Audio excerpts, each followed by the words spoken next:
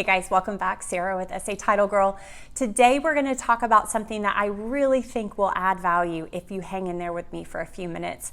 I know that as a small business owner, a lender, a real estate agent, you might feel overwhelmed by the idea of having to manage all of your marketing, especially when it comes to content marketing. Content marketing can be very overwhelming because you constantly feel like you're on the lookout and on the hunt for relevant and meaningful information that will provide educational value to your customers, or that will keep you in front of people that you're looking to do business with over and over again. And when you've got a business to run, when you're following up on leads and you're trying to help get deals closed, that marketing piece can just feel like a weight that is never ever lifted from your shoulders. So today I want to talk to you about the 3 R's of content marketing that when I look back over the course of my life as when I was in education, I started to think, you know what, there's some overlap here. And I think that if I can connect the two, it may add value to the efforts of people watching this video today who are looking to work smarter and not harder when it comes to content marketing.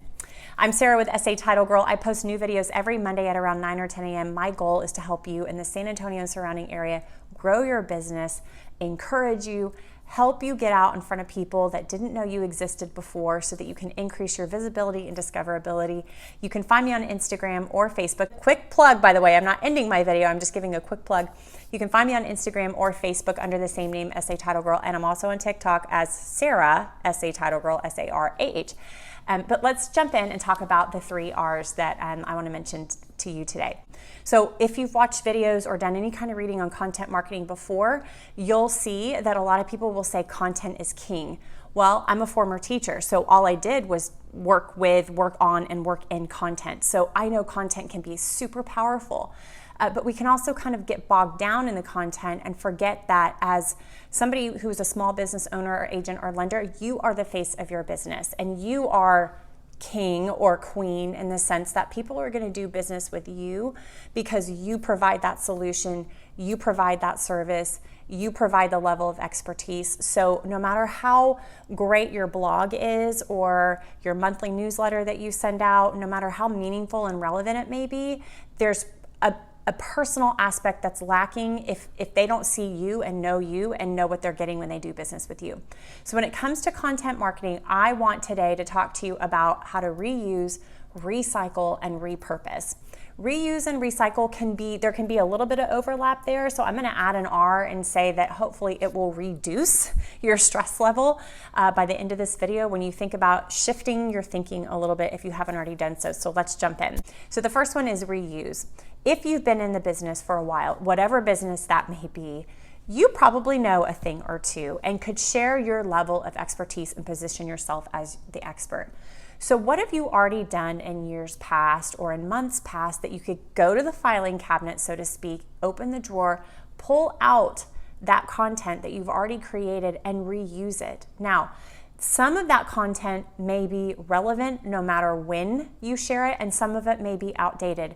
So what you want to think about when you're looking through your content that you already have posted, shared, sent out, or given access to your clients and customers in the past, you might want to think about it in 2 categories. Is this information that I want to send out, is it trending or is it evergreen? Now, trending is obviously something that is hot right now, but may not be in a week, a month, or a year from now. Evergreen is information that for the most part is timeless. So that means that if somebody accesses this content, whether it's tomorrow, a month from now, or a year from now, maybe years from now, it's going to be really good. So if you want to get out a piece of paper right now because you're watching this video, you might want to get out a piece of paper, fold it in half just like this, and on one side write down evergreen and on the other side write down trending.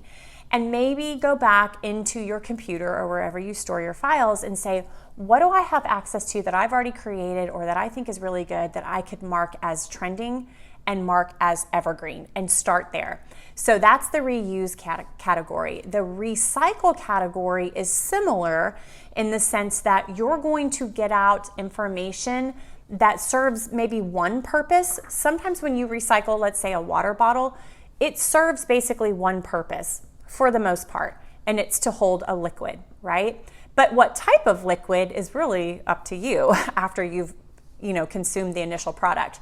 So the recycle aspect is I'm going to use this again and again and again throughout the year. So that might be, again, some of that evergreen content that you say, this is great content to post every summer, every spring, every winter, every fall, right? So you have a strategic calendar as to when you post some of these pieces that you already have access to and have written or created in the past. So the recycle and the reuse, there can be a little bit of overlap there, but the recycle means I'm going to use it over and over again, and it's going to be quality, and it's going to help me accomplish a purpose rather than having to go out and grab something new that I may have to pay for, research, recreate, or pay someone to put together for me. The last one is the one that I get the most excited about, and it's repurposing. So repurpose might be another term for it, might be called upcycling, but for the case of this video, for the purpose of this video, I want you guys to think about repurposing as just this massive frontier of endless possibilities. And that's not to overwhelm you. What I actually want to do is take that frontier and bring it back to sort of a funnel. So I was an educator for many years, and sometimes we would be given a topic and they would say, here's what you need to cover within this topic, but other than that, it's up to you. So I would be tasked with the idea of saying, well, how can I repurpose this or reuse, right, or recycle this particular topic to meet the needs of my learners? I want you to think about it the same way with your sphere, your clients, and your prospects. So if you have a topic that you want to cover in your monthly newsletter that goes out, why not think about repurposing that content and just putting it on a different platform, like a blog or a website that you manage? So now you've taken content that's provided in a paper traditional format and goes in the snail mail, and you've also provided it in a digital format where other people of a different audience or different demographic may access it, okay?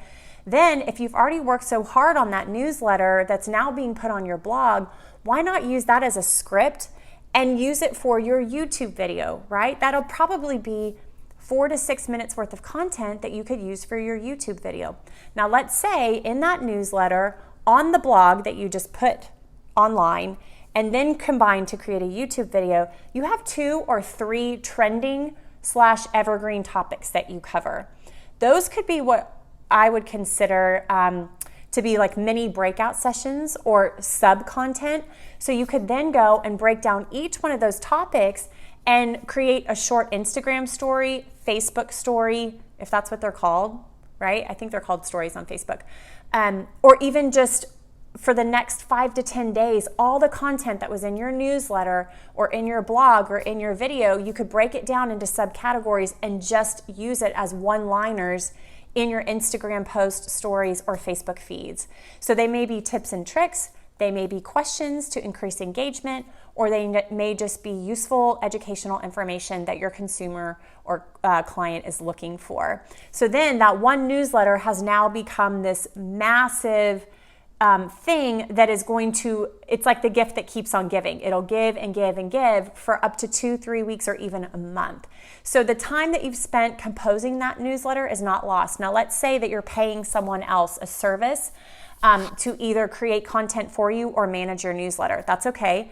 It's your newsletter. So then when it comes out and it's sent to you and ready to be sent out to your sphere, take all that information and do everything else that I've just shared with you so that you're continuing to stay in front of your people with the same information that you paid somebody else to create, or you stayed up till 2 in the morning creating to get out to your SOI on a schedule. So the last thing I'm going to share with you when it comes to reusing content is the idea of getting on an additional platform like TikTok. The idea would be to take some of your content and turn it into a TikTok. Make it funny, make it serious, make it informative, whatever you want it to be, but repurpose what you've already created and put it in a different genre, which would be comedy or real life, so that you're then reaching a different group, a different audience, or you're reaching the same audience, but you're staying in front of them within a different type of content marketing and digital marketing. So again, I hope this helps. Don't forget to subscribe to my channel. Right now, before you scroll to the next video, I want you to comment below and tell me if you have content that you can now go back and repurpose. If this video has been helpful for you, I want you to like this video. I want you to watch my other videos. I want you to subscribe to my channel because my goal is not to put my face up here on YouTube for my own benefit, but to help you grow your business and encourage you. So again, comment below if you have content that a light bulb just went off in your head and you're like, oh my gosh, I have months and years worth of stuff that I can go back, get it out of the drawer and repurpose it. Like, I don't need to come up with content for 6 months to a year now that you've given me this information, Sarah. So you can find me on Facebook or Instagram under the same name, SATITLEGIRL. I can also be found on TikTok. Please subscribe to my channel. I'm here to support you, San Antonio agents and lenders that are in the trenches, out there every day working with clients and prospects. Let me know how I can help you, and have a great day, and I'll talk to you soon. Bye.